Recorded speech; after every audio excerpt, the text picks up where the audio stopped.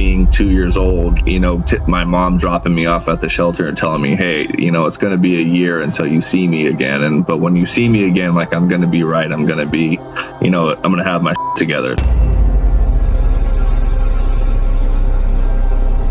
You're supposed to remember happy childhood memories, and my first memories of being a child from, are my mom entering into a program, then my mom getting me back, and then me not getting picked up from my mom, and then all of a sudden entering this hell house.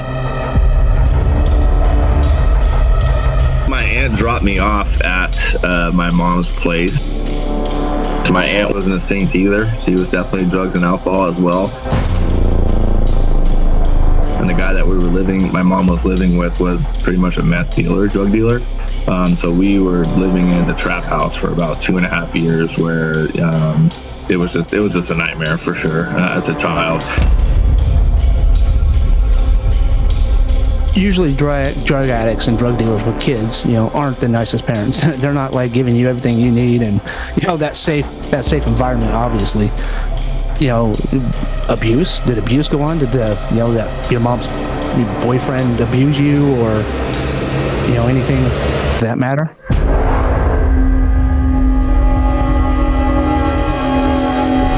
Sexual abuse. I remember being touched by him. He would, hey man, this is normal. We're dudes. This is what we do. And I'm like 4 or 5 years old. My younger sister was 3 years old. He would touch her too, like with us in the, all of us together, like, oh, I'm teaching you how to be a woman. And then my mom had my youngest sister, which she was a year and a half. And I remember he wouldn't touch her, but he would beat her. Wow, man.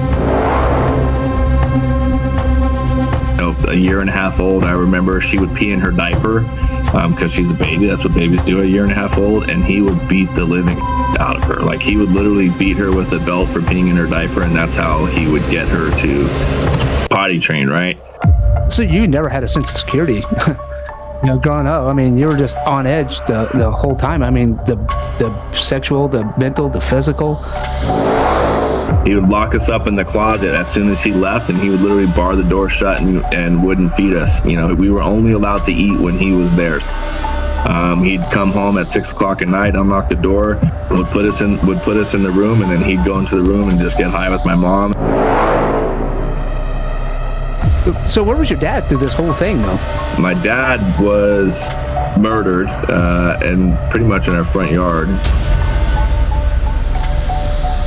So I went from Spring Valley to City Heights, and that's kind of where the new chapter of child abuse went down with my grandmother, and it didn't take me long to realize I was just one hell house to another.